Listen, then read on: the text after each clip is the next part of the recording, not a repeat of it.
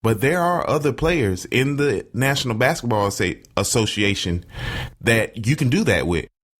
And their point totals are comparable to Stephen Curry's. Not right there with them, but comparable. Could they score more points? Probably. But again, this is all just my humble opinion. Got to take a break, but when I come back on the other side, I'll be joined by New York Giants tight end Jerell Adams. You're listening to the All Things Sport podcast on Spreaker Radio. The All Things Sport podcast, your source for a plethora of sports content. For real? How much those scores? Because my man just bought a Miata. Every Friday at 10 a.m. on Spreaker Radio. The Capital City Qs present the Seersucker Soiree. Join the brothers of the Chi Iota chapter of the Omega Psi Phi Fraternity Incorporated for Columbia's premier indoor-outdoor event, featuring an outdoor concert with a live band and DJ. Food vendors will be available on site. Fellas, bring out your best seersucker fits. And ladies, make sure you're dressed to kill for the Metro's flyest groove for the grown and sexy. Saturday, May 14th at the Terrace of Adventure, 211 Gervais Street, Columbia. This event is sure to sell out, so to purchase your tickets, contact 803-361-6788 or visit CapitalCityQs.com. That's CapitalCityQs.com. We'll see you there.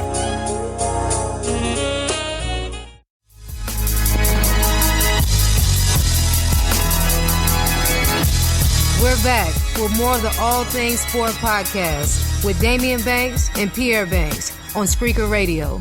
Gentlemen, the floor is yours. Welcome back to the All Things Sport podcast. I'm Pierre Banks, rocking alone today. Again, God bless my big brother, Daimeon Banks, and his beautiful wife, LaShawn, praying that everything goes well with baby Loxley. But right now, I'm joined by University of South Carolina grad and current tight end for the New York Giants, Mr. Jerell Adams. Rel, what's going on, man? How you doing, man? Thanks for having me. Man, everything is going well, man. I really appreciate you taking the time out to join the show today. Got a lot to discuss with you, man. But first, how's everything going out there at OTAs? Man, everything's going good, man. Just blessed to be out here and learning the playbook.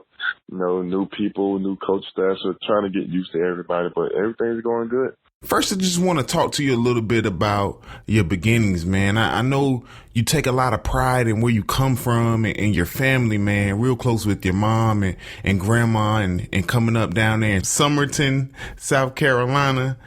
Talk a little bit about that, man, how it was coming up in that environment. Man, it was good. You know, Summerton is a small little town. You know, my school wasn't that big. We probably had about maybe 500 people in our school. My graduation class, like 72 people.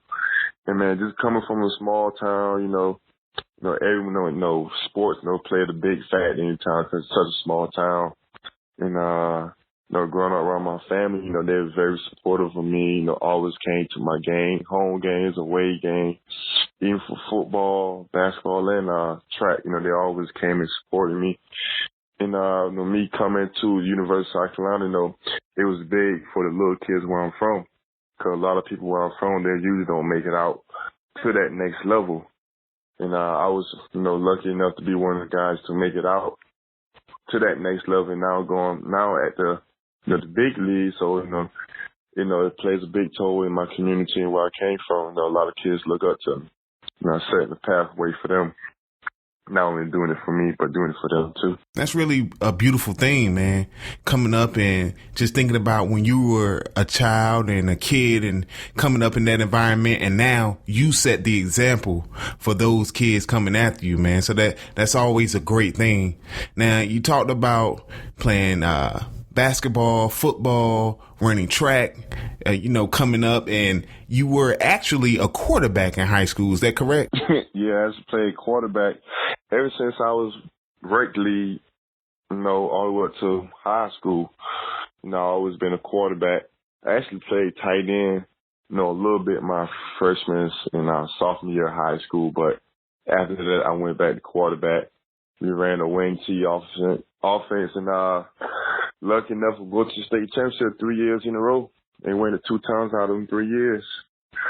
So that's a big accomplishment for me. Yeah, that's huge, man. And now with you being 7'10" and playing quarterback back there, how in the world did they move you to tight end once you went on to the next level to become a Gamecock at the University of South Carolina? Man, I don't even know. I was actually getting recruited to be a tight end or a defensive end. They wanted me to come in and do whatever I wanted. And I was fortunate enough to get invited to the Shrine Bowl coming out of high school. And I actually led the game with the most touchdowns. And so I guess that kind of put my name out there more. But, I was already committed to South Carolina, and I guess they seen the potential I had at tight end.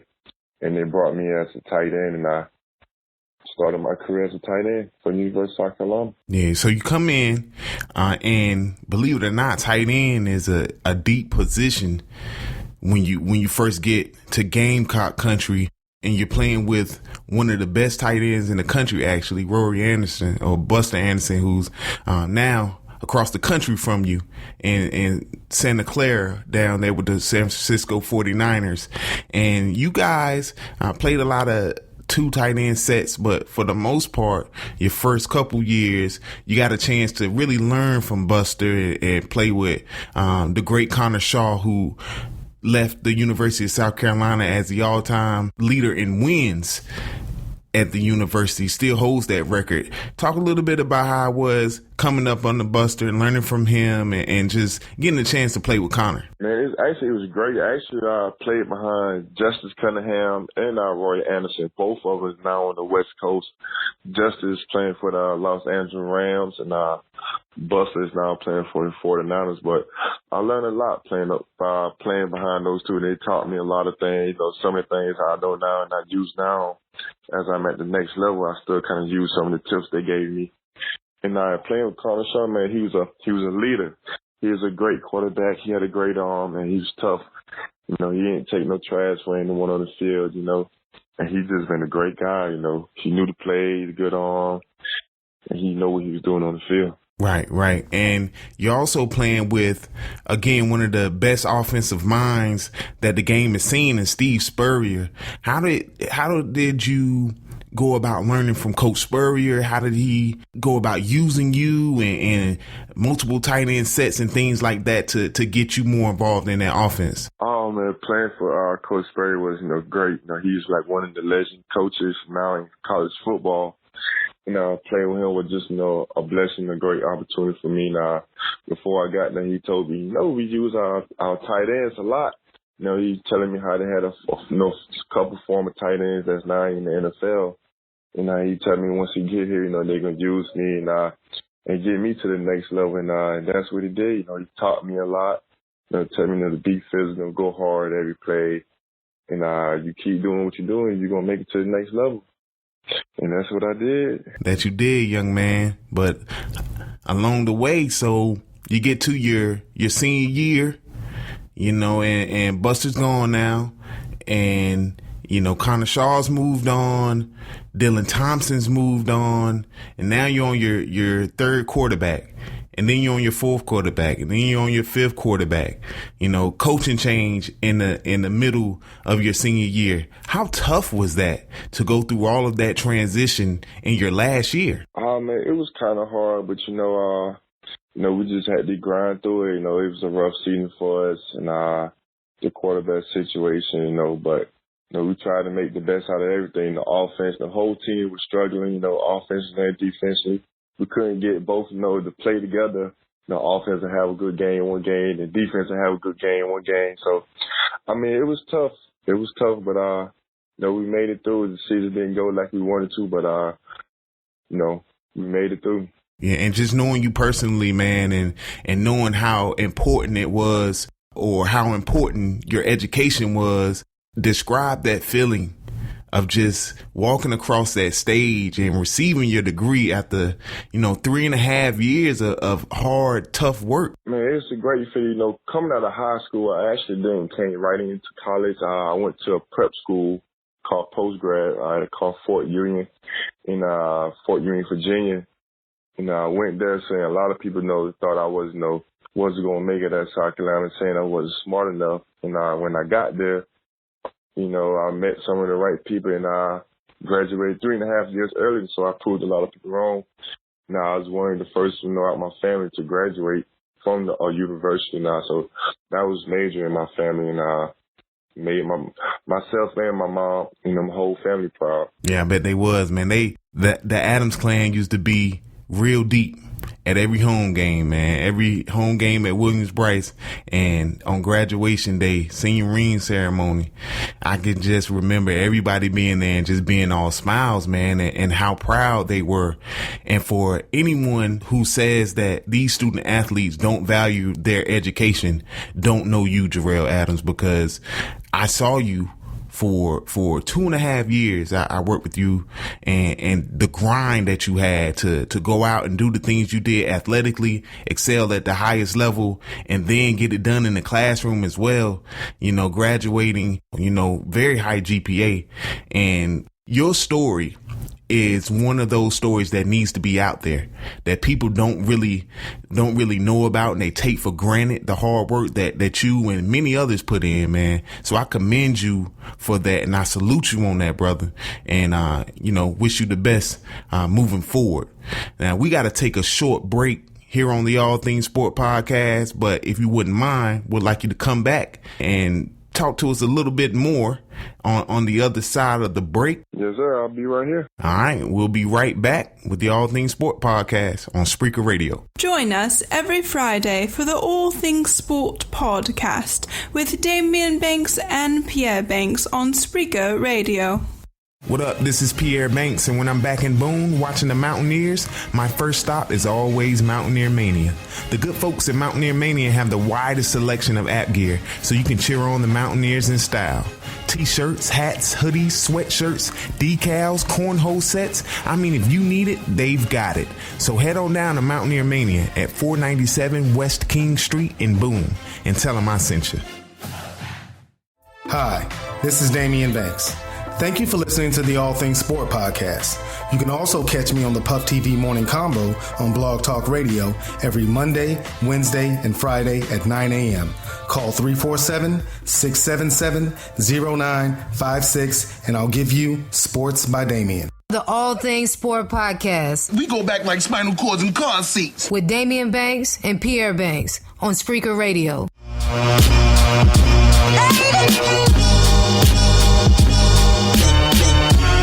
Welcome back to the All Things Sport podcast. I'm Pierre Banks, again joined by New York Giants tight end Jerell Adams. We just talked a little bit about your youth and coming up and going to the University of South Carolina. Now you're in the big city. Now you're in the big times.